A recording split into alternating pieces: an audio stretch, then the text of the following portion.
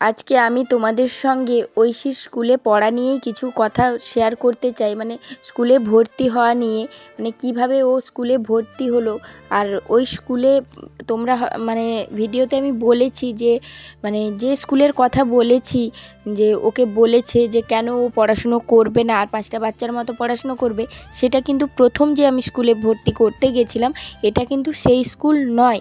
আমি সেটাই তোমাদের সঙ্গে ক্লিয়ার করার জন্যই আজকে কথাগুলো বলছি। ফার্স্টে যে স্কুলটায় গেছিলাম এটা কিন্তু সেই স্কুলটা নয়, এটা অন্য আরেকটা স্কুল। এটা মা আমাকে অনেক দিন থেকে বলেছিল যে এই স্কুলটায়, যে মা বলতে মানে বুঝতেই পারছো আমার শাশুড়ি মা, ঐশীর ঠাম্মি। তো মা আমাকে অনেকবার বলেছিল যে এই স্কুলটায় দেখো, মনে স্কুলটা বন্ধ, দেখি না বাচ্চা, এরকম করে আমরা আগে কথা বলতাম। তো তারপর আমাদের পাশের বাড়ির একজন কাকিমা বলল আমাদের মেয়েটাকে ওইখানে স্কুলে ভর্তি করেছে। তখন ভাবলাম যে ঠিক আছে, তাহলে আমিও নিয়ে যাই। তো কথাবার্তা বলে কাকিমা বলল আমি তোমাকে নিয়ে যাব। তো তারপরে কাকিমার কিছু অসুবিধার জন্য আমি একাই ঐশীকে নিয়ে যাই, সব কাগজপত্র নিয়ে। তো তোমাদেরকে তো বলেইছি কতক্ষণ দাঁড়িয়েছিলাম, কি হলো আমার সঙ্গে। তো যে কথাগুলো ক্লিয়ারভাবে, সেদিন প্রচণ্ড ইমোশনাল ছিলাম বলে হয়তো পুরো পরিষ্কার করে বলতে পারিনি, বা অনেক কিছু কারণের জন্য বলতে পারিনি।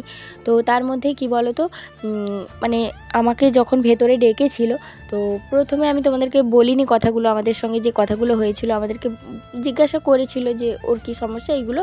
তারপর বলল যে আমাদের স্কুলেও এরকম পরিকাঠামো নেই, আমরা ওইভাবে দেখে রাখতে পারবো না, কারণ ছোট বাচ্চারা ওরা। কিন্তু আমার ঐশীর থ্যালাসেমিয়া আছে বলে নয়, যদি ও যদি একদম সুস্থ বাচ্চা হতো, কিন্তু একটা স্কুলে একটা মা বাবা একটা বাচ্চাকে আমি যখন তাকে দিয়ে আমি বাড়ি চলে আসছি, তারা যখন তাদের দায়িত্বে রাখছে, তখন সেটা সুস্থ বাচ্চা হলেও সে পড়ে যাবে, সে রক্তারক্তি হবে, সেগুলোর দায়িত্ব তারা নেবে না।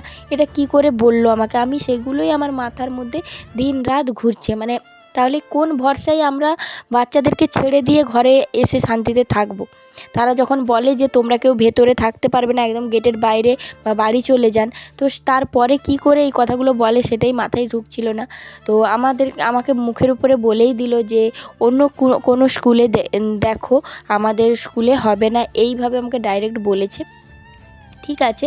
তো তখন মানে কী বলবো, আর যখন গেটটা থেকে বেরিয়ে আসছি ঐশীকে নিয়ে, আর একটা ছোট বাচ্চা যখন বলছে ওদের মানে একজনই ছিলেন, একজন ম্যামই ছিলেন।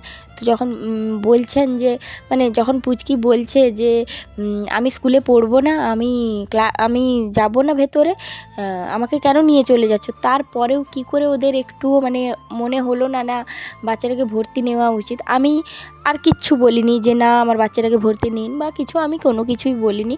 তো তারপরে আমি বেরিয়ে চলে আসি। ওকে যখন রাস্তা আমি পেরোচ্ছি, তখন আমি চোখে কিছু দেখতে পাচ্ছি না, মানে আমার সামনেটা পুরো আবছা এই রকম। তো ঐশীকে আমি যেভাবে হোক নিয়ে আমি ওই রাস্তাটা পেরিয়েছি। তারপরে আমি রাস্তায় মানে আর বলার মতো কিছু নেই, এই রকম আমার অবস্থা হয়েছিল।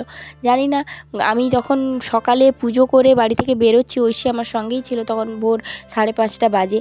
তো ঐশীকে আমি বলছি তুমি গপু ভাইকে বলো যে আমি যেন স্কুলে ভর্তি হতে পারি, স্কুলে ভর্তি হয়েই যেন আমি বাড়ি ফিরতে পারি। তো সেই রকমভাবেই যখন ওর হলো না, তখন মনে মনে খুব রাগ হয়েছিল, খুব কষ্ট হলো। তো ওই কথাগুলো শুনে মনে মনে প্রচণ্ড রাগ হয়েছিল।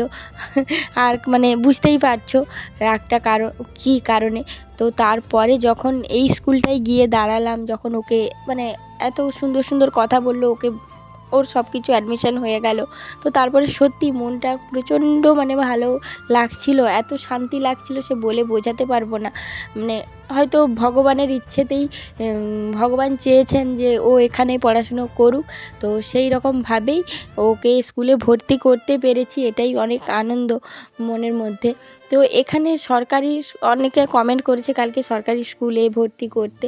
তো সেই রকমভাবে মানে ওকে অনেক দূরে দিতে, বুঝতেই পারছো অনেক যে দূরে দিয়ে চলে আসতে পারবো সেরকমও না, আমাদের বাড়িতে সেরকম লোকজনও নেই। তো বাড়িতে ঐশীর বাবা অফিস বেরোবে, এবারে কেউ সবসময় তো সবার ঘরে থাকাও সম্ভব নয়, সেরকমভাবেই চাইছিলাম যেন কাছাকাছি হয়। তো এটা আমি ঐশীকে রেখে আমি হয়তো হেঁটে বাড়ি চলে আসতে পারবো, হেঁটে ওকে আনতে যেতে পারবো, কিন্তু ওকে নিয়ে আসার সময় আমাকে অটো করতে হবে। তো সেগুলো তবু ঠিক আছে, সব দিকটা ভেবেচিন্তে যে ঠিক আছে, ভগবান ওর জন্য যেটা ভালো মনে করেছে সেটাই করেছে। কিন্তু খারাপ লাগাটা থেকে গেছে। কিন্তু তার মধ্যেও যে ওর কাছে আমার মানে বাড়ির কাছাকাছি স্কুলে ওকে ভর্তি করতে পেরেছি, এটাও অনেক বড় একটা পাওনা যে ঠিক আছে মেয়েরা কাছাকাছি থাকবে, একটা ফোন করলেও আমি ছুটে চলে যেতে পারবো এইরকম কাছে। তো সেই জন্য ঠিক আছে আর মেনে নিয়েছি। মেনে নেওয়া ছাড়া কোনো উপায়ও নেই, যে আলাদা কিছু করার উপায় নেই। এখানে অনেক স্কুল আছে কিন্তু তবু ওখানে গেছিলাম যেহেতু বাড়ির পাশের একটা বাচ্চাকে ভর্তি করেছে, যে মানে ঐশীর থেকে ও 1 বছরের বড়, ওকে কেজি ওয়ানে ভর্তি করেছে। তো ভাবলাম যে না ঠিক আছে ওখানেই যাই। তো যা হয়েছে হয়েছে, আর কি করা যাবে বলো। ওর জন্য ভগবান যা লিখে রেখেছে তাই হবে। যদি ভগবান চায় হয়তো ও এর থেকে অনেক ভালো স্কুলে, অনেক ভালো জায়গায় পৌঁছতে পারবে, এইটুকুই মানে মনের কি বলবো ইচ্ছে, যাতে ঐশী ওটা করে দেখাতে পারে। ও তো আর বুঝছে না, ও ছোট, ও কি করে বুঝবে। ওকে যখন বের করে নিয়ে আসছিলাম তখনই ওর মনে মনে একটা কিছু হয়েছে। ও মানে আমাদের থেকেও বেশি বুঝদার। ও বুঝতে পারে যখনই আমার মন খারাপ হয়, আমি যখন চুপ করে বসে থাকি তখন ও আমাকে বলে, তুমি কেন মন খারাপ করেছো, তোমার কি হয়েছে। ও এইভাবে এইটুকু বাচ্চা আমাকে কোশ্চেন করে। আর ও যখন আমাকে বারে বারে বলছে কেন নিয়ে চলে যাচ্ছ, সেই উত্তরও আমার কাছে ছিল না। ওকে অনেক ভালো করে বুঝিয়ে সুঝিয়ে আমি নিয়ে এসেছি, যে তোমাকে এর থেকেও ভালো স্কুলে আমি ভর্তি করব, অনেক বড় হতে হবে তোমাকে। তো সেটাই মানে এইটা বলা ছাড়া আর কিছু নেই। অবশ্যই ওকে এর থেকে অনেক ভালো স্কুলে আমরা ভর্তি করব। ও ভালো হবে, সুস্থ জীবন যাপন করবে, এটাই ভগবানের কাছে প্রার্থনা করি দিনরাত, যাতে ঐশী আমার আস্তে আস্তে ভালো হয়ে যায়, সুস্থ হয়ে যায়। জানি যে মানে রাত্রে যখন ঘুমোই, ওই যখনই মনে পড়ে যে ওর সঙ্গে কি কি হবে পরবর্তীকালে, সেগুলো ভাবলেই বুকের ভেতরটা কেঁপে ওঠে, আর মানে রাত্রে ঘুম ধরে না। তবু ওর শৈশবটাকে তো নষ্ট করতে পারি না, আর ওকে বাড়ির মধ্যে রেখেও দিনরাত এই কষ্টগুলোও দিতে পারি না, তাই এত লড়াই চলছে।